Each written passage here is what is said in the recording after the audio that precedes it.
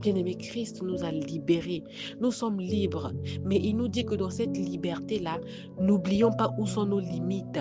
Parce que, bien-aimé, lorsqu'on te libère de quelque chose, quand tu sors d'une relation toxique, la personne qui était ton dominant a du mal à te laisser partir. Non, Christ avait déjà tout payé à la croix pour moi, donc tout m'est permis. Non, nous écoutons des répliques comme ça là. Tout ne t'est pas permis. Il y a quelqu'un qui est venu te détacher de ça, te sortir de cette impureté, te sortir de cette impudicité-là, te sortir de cette instabilité, te sortir de tout cela. Parce que quand tu te crois trop libre, ça devient du libertinage. Et quand tu as du libertinage, tu te dis que tu n'as plus le contrôle, tu n'as plus de limite, je fais ce que je veux. Non, bien-aimé, le Christ, la liberté dont il nous a donné, c'est pas pour faire ce que nous voulons, bien-aimé. Parce qu'en raisonnant comme ça, tu repars encore de nouveau sous le joug dans lequel on t'a libéré, dans lequel on t'a délivré. Et le sacrifice de Christ est vain. Lorsqu'on te libère de quelque chose, le dominant va toujours chercher à ce que tu sois toujours à lui, parce que tu l'appartiens, tu es devenu comme sa chose. Et le sacrifice de Christ est vain. Tout le temps, nous le ramenons à la croix, de par notre façon de faire. Tout le temps, nous le crucifions encore, alors qu'il a fait ce sacrifice une fois pour toutes. Mais nous, de par la liberté que nous avons prise dans un sens dérivé, dans le sens contraire, nous n'avons pas été fermes ou nous ne sommes pas fermes avec nous-mêmes. La suite du verset nous dit demeurer ferme, que tu sois dur avec toi-même, parce que la chair va te pousser tout le temps à repartir vers ces penchants-là pour être de nouveau sous le même joug, bien-aimé.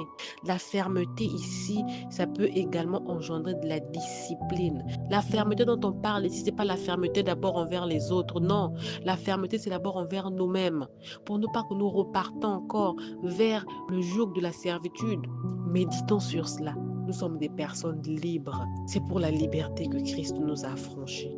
Cette liberté d'enfant de Dieu, de parler de Dieu, d'évangéliser, d'annoncer Christ. C'est de cette liberté qu'il s'agit, de pouvoir exercer l'hospitalité, de pouvoir exercer l'amour.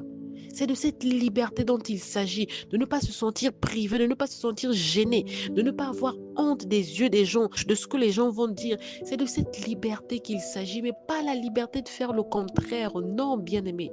Une liberté de pouvoir célébrer Dieu, une liberté où on voit qu'il y a Dieu qui agit dans ta vie. C'est de cette liberté-là qu'il s'agit. Tu n'as pas peur de parler de Christ. À temps, à contre-temps, tu le fais. C'est pour la liberté que Christ nous a affranchis. Libre de pouvoir jouir de nos droits, de pouvoir faire nos devoirs. Et dans les devoirs, l'Éternel nous demande d'être ferme. Donc que ce ne soit pas un simple slogan, mais que ce soit quelque chose que nous vivons tous les jours et constamment dans nos vies, bien-aimés. Que Dieu nous aide. C'est de cette liberté qu'il s'agit. La liberté des enfants de Dieu. Une liberté qui est productive. Une liberté qui emmène de l'avant.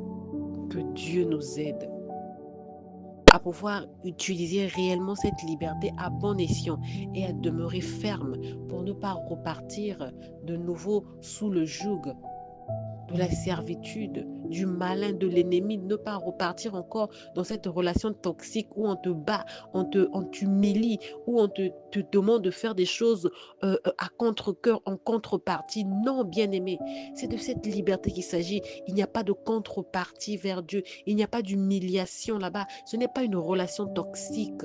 Non, elle est une relation saine.